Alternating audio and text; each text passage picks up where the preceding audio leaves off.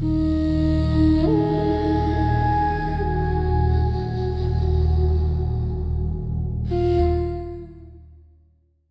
paix est le chemin vers l'élévation. La paix est un thème central de la spiritualité et des Écritures. Elle naît dans notre propre cœur et grandit grâce à la prière, à la méditation silencieuse et à la contemplation. Le simple fait d'être dans la nature peut également apporter la paix. Ce qui naît de la prière engendre la paix. Lorsque je trouve la paix intérieure, la paix peut également s'installer autour de moi. Il s'agit parfois d'un processus proactif dans lequel je mets à profit ce don du ciel. La communication plutôt que la confrontation. Parler ensemble plutôt que les uns des autres. Pardonner et faire pardonner afin de libérer de nouvelles énergies et de nouvelles possibilités. Je peux favoriser la paix au sein de la communauté en essayant de comprendre les autres. Pourquoi parle-t-il et agit-il ainsi? Qu'y a-t-il derrière tout cela? Ne peut-on pas considérer les choses sous des angles très différents? L'un trouve un homme politique très bien, l'autre pense le contraire. Il en a toujours été ainsi. Vais-je réussir à convaincre quelqu'un de penser le contraire? L'information élargit toutefois l'horizon et constitue la base du changement. Si je reconnais qui sème la discorde, par exemple en attisant la haine, je peux m'en éloigner. Je n'ai pas à m'y prêter. Et si je me rends compte que nous sommes tous deux des victimes, alors nous pouvons nous allier. Diviser pour régner est une méthode ancestrale visant à affaiblir les communautés et les nations au profit du pouvoir. Il est important de reconnaître qui en est l'instigateur. Car c'est le contraire du message de Dieu qui nous a été transmis par Jésus et d'autres êtres éclairés. Déjà dans l'histoire, les puissants voulaient devenir plus puissants. Pour cela, la religion a également été détournée afin de justifier des guerres. On faisait alors la distinction entre tuer et assassiner. Or, le commandement de ne pas tuer est inconditionnel dans toutes les Écritures. La voie spirituelle de la défense, pour atteindre un niveau supérieur, consiste à se demander pourquoi l'autre devient agressif, insultant ou injuste. Si j'identifie la cause et que je l'élimine, alors c'est la paix. Ainsi, les deux parties y gagnent à tous les niveaux. Si je riposte, alors la situation s'envenime. Je subis un préjudice, l'autre aussi, et la cause du conflit persiste. Dans les Écritures, l'humanité est sans cesse décrite comme un organisme vivant. Nous avons besoin les uns des autres et pouvons apprendre les uns des autres. Car l'autre est aussi pour nous une caisse de résonance et un miroir. Un ami ou un enseignant. Les deux sont si précieux. Et nous avons besoin des deux pour un développement sain. Que puis-je faire pour la paix? Par exemple, en jouant le rôle de médiateur entre des personnes, des groupes ou des nations ennemies et en facilitant le dialogue.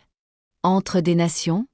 Oui, on peut tout à fait inciter des nations neutres à le faire, et cela a déjà souvent fonctionné. Nous pouvons accomplir bien plus que nous ne le pensons. Car contrairement aux politiciens, nous pouvons tous entrer en contact et tout dire. Nous avons beaucoup de pouvoir et de possibilités. Quel cadeau! Profitons-en. Les écrits apocryphes, en particulier, contiennent de nombreux passages sur la paix. Pourquoi n'a-t-on pas repris cela? En voici un extrait. Extrait de l'Évangile de la paix. Car votre Dieu est un Dieu de paix. Et il n'agit jamais dans la discorde ou la division. Et tous prièrent avec Jésus le Père céleste. Et la terre-mère, et leurs cœurs s'apaisèrent. Alors Jésus leur dit: Si vos corps ont été renouvelés par les anges de la terre-mère, alors votre esprit peut aussi renaître par les anges du Père céleste. Devenez donc de véritables enfants de votre Père céleste. Et de véritables enfants de votre terre-mère. Et reconnaissez-vous les uns les autres comme des frères et sœurs parmi les enfants des hommes. Car jusqu'à présent, vous viviez en conflit. Avec votre père. Avec votre mère. Et les uns avec les autres. Ainsi, vous serviez l'agitation et la séparation. Mais désormais, vivez en paix. En paix avec le Père céleste. En paix avec la terre-mère. Et en paix avec vos frères et sœurs. Ne vous battez pas les uns contre les autres. Mais veillez sur votre paix, afin que les forces des ténèbres ne vous la ravissent pas. Je donne à votre corps la paix de la terre-mère, et à votre esprit la paix du Père qui est aux cieux. Que la paix des deux demeure parmi tous les hommes. Recevez et offrez la paix. Venez à moi, vous tous qui êtes fatigués, et qui portez des souffrances et des fardeaux. Ma paix vous fortifiera. et consolera vos cœurs. Car ma paix est pleine de joie, et coule comme une source vivante. C'est pourquoi je vous salue toujours par ces mots. Que la paix soit avec vous. Saluez-vous donc les uns les autres, afin que la paix de la terre-mère descende sur votre corps, et que la paix du Père céleste descende sur votre esprit. Alors vous trouverez la paix entre vous, car le royaume de Dieu est en vous. Retournez vers vos frères et sœurs, avec lesquels vous avez vécu dans la discorde, et apportez-leur votre paix. Heureux les artisans de paix, car ils connaîtront la paix de Dieu. Allez, et ne péchez plus désormais. Donnez à chacun votre paix, comme moi-même je vous ai donné ma paix. Car ma paix vient de Dieu. Que la paix soit avec vous. Et Jésus s'éloigna d'eux, mais sa paix resta avec eux. L'ange de l'amour remplit leur cœur.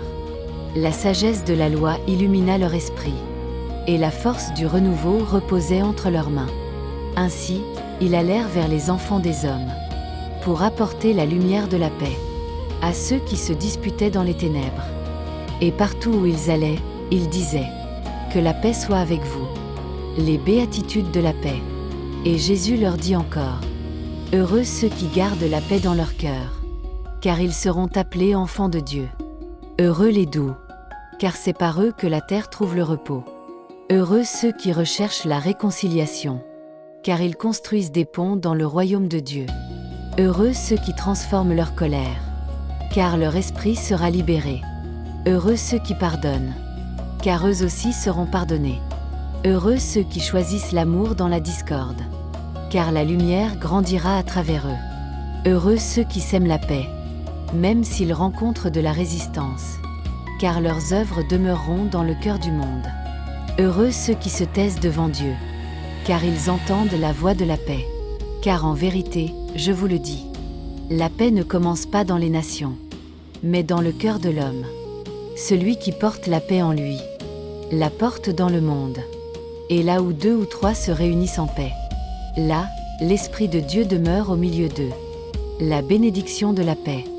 Et Jésus leva les mains vers eux et dit « Que la paix du Père céleste soit dans vos pensées, que la paix de la terre-mère soit dans vos corps, que la paix de l'Esprit vivant soit dans vos cœurs. Suivez votre chemin sans crainte, car la paix de Dieu vous précède. Ce que vous commencez dans la paix grandira.